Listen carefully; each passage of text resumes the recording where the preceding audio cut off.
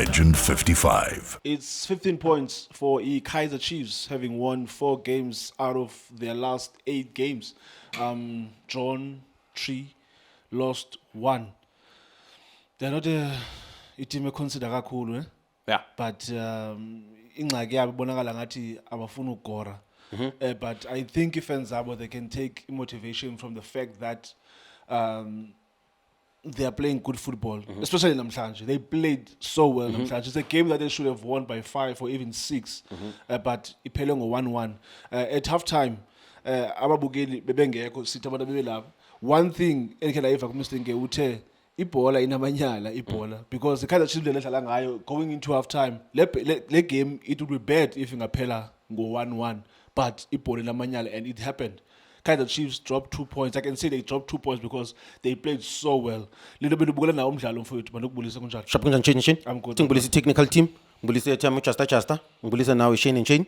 Awuthi Shane man. I think this is a match where Kaizer Chiefs, not just only the technical team, I think the players themselves, they'd be really disappointed that they didn't get a result here. And for me, for a very long time, ngibhekelele Kaizer Chiefs, and I'm thinking to myself, they deserve to win. But not just only that, the reaction from the players after the final whistle, it tells you everything. They didn't have to speak. Some of the pictures or some of the shots that they were showing from ETS TV were like there was no voice, but the pictures were speaking loud. In terms of Ulentuzu Kuzita, who I believe played exceptionally well, in my opinion, at the back. You're looking at the fact that Abo Solomons, if yes, Abo Solomons, you're looking at Abo Lilepo, you're talking about yes, Abo Mtung, Boneba Sheka Gangan, coach at Elentuza, because of obviously they are his boys. But if you check the Kaizer Chiefs boys, Mabacheke Busu and Shane, you could see the disappointment. But this Ngene came in Shane. Both teams badlalang 3-4-3. But there's different principles in those 3-4-3. Coach Atazwano dlalang Katanacho, which is the chain.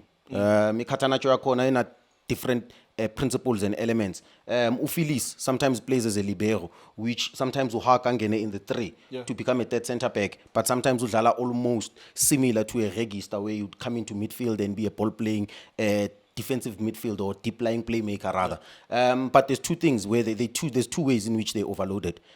Because football is a game of overload. They overloaded Ngofilis by coming into midfield in position of the ball.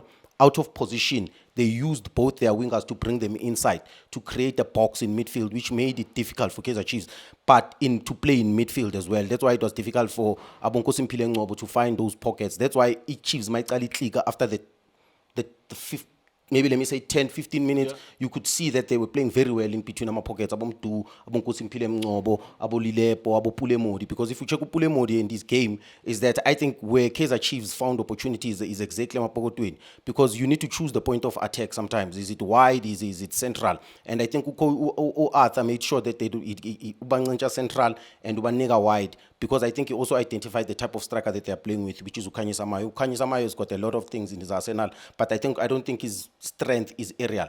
So he knew that if we give them the wider options, they like crossing. So they might not cross Ukanye Samayo, because Upule Mori, number 1, doesn't cross. Ulilepo also doesn't cross. If a cross comes, that means it comes from deep. That means Soya Bakaga Manje. That means the ball needs to come inside. But the challenge was there, in my opinion, because after getting that challenge, you go, okay, if we are wide, it's in force.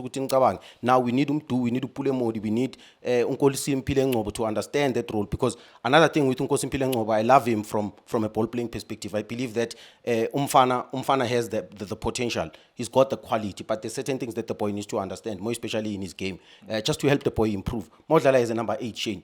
You need 2 things that you need to master in terms of basics. Mastering our basics are important, but those 2 things are next. And I'm going to simplify it in a deep English. Maupeti Paula Udlala is a 8. Your biggest responsibility to support the number 10 and join in the box. If, Shane, we lose the ball, you need to come.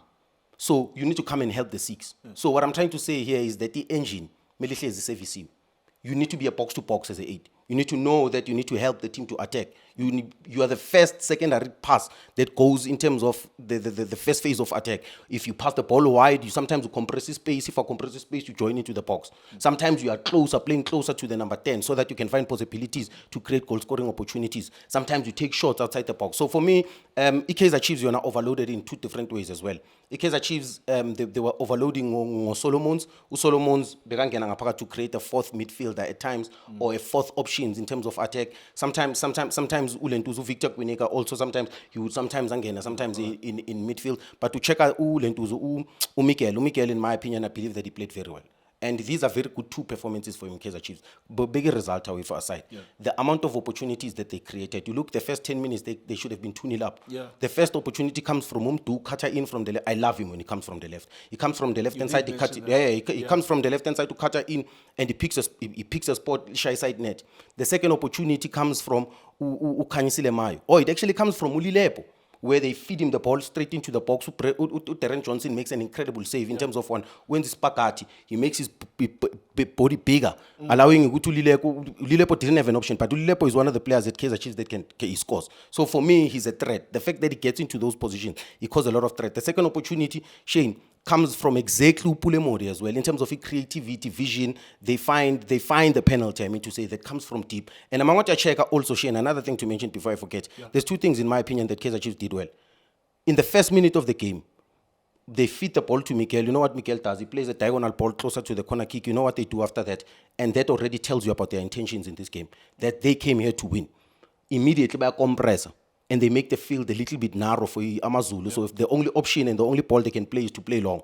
The second thing is the opportunity or the penalty comes from a counter press, which is the first thing they did in game because they initially pressed Lentwana Leuchatebo on the right hand side. They win that ball. They play a deep diagonal ball to the box. So Hanamo makes a mistake. Is it a penalty? I don't like talking about referees' decisions. It's not my job to do that. I think my job is to speak about performance. So I'll allow Abu Reif, Rabu Victor, and so forth to dissect that moment. To dissect that moment. Because for me to dissect it is of Nyeguma rules in check, so I'm going to contradict myself. So, but the most important thing is that Kaizer Chiefs were very dangerous, more especially in the first 25 minutes, 27 minutes. In terms of ball position, in terms of counter press, in terms of the line was a little bit higher, making sure that our intentions were very clear. They told Amazulu, we are here to attack. We are here to make sure that we play balls behind the defense. We are here to make sure that we are comfortable and confident enough to play in front of you. And for me, when you're looking at that first 25 minutes, Shane, is a reference at Kaizer Chiefs to say, for the first time in a very long time, I'm thinking the coaches are sitting. They need to go and sit and say, this I feel are strong. And number 2, Kaizer Chiefs are in a space where now this is the right time to bring in a coach. Why am I saying that, Shane? When you watch them in that first 25 minutes, even when you're a coach, you see a potential of coaching Kaizer Chiefs. You're looking at that squad. You're looking at how those players have been performing the last 3 games. You are saying to yourself, I can improve that. I can make that better. Yazi, Lindo, lo mbuzo bensenza kubuza ekugqibeleni before siyivale, but now that you have brought it up le ndaba ye-coaching, imidlalo iyaqhubekeka. I-league iyaqhubekeka. Imidlalo we-8 we-Kaizer Chiefs, they are playing their 9th game very soon against Isiwelele. There's no head coach at Kaizer Chiefs. These 2 assistant coaches basaqhubekeka ngale project. Now bring in a coach mhlambe Kaizer Chiefs kaseyidlale mhlambe bo 13 or 14 games, or maybe mhlambe balinde international break, then they can introduce a new coach. We don't know. I'm just speculating.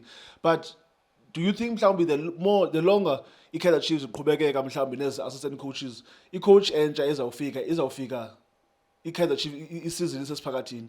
I don't think mhlambe indlela edlala ngayo i-Kaizer Chiefs ngoku ucoach omsha ngafika mhlambe ayidestabilize mhlambe lo okanye mhlambe ngafika ede on top of it. In my opinion, the new coach needs to add from what has been done already. In my opinion, and smart coaches and very good coaches, they've already identified where to fix and where not to fix.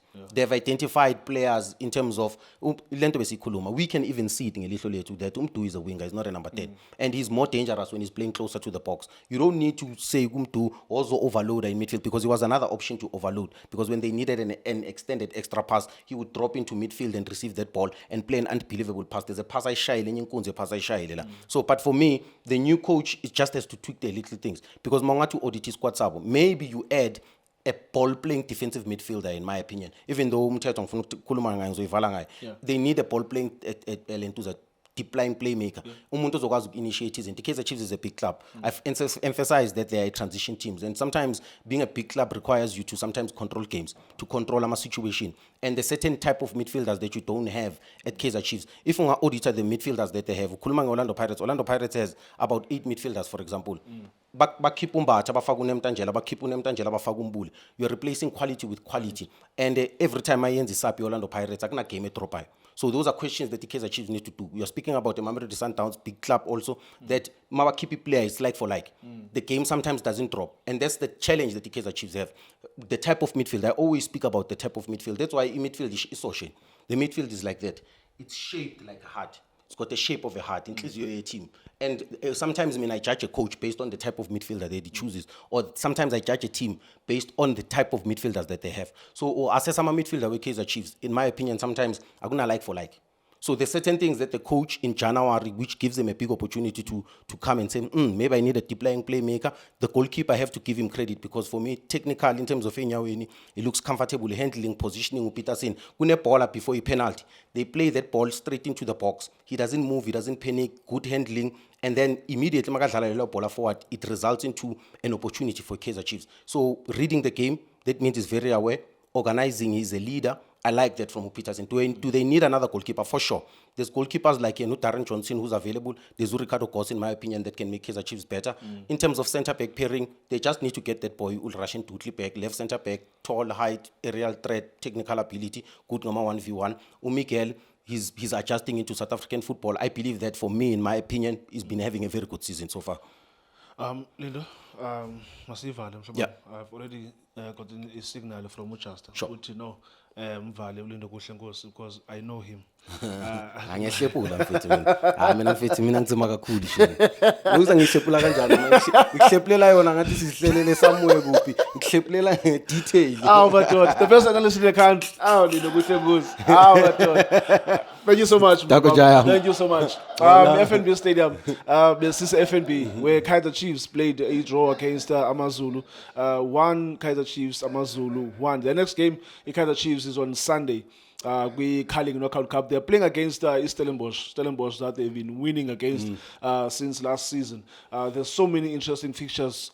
First fixture of the weekend, there's Durban City against Polokwane City. Friday. There's also, Friday, ne?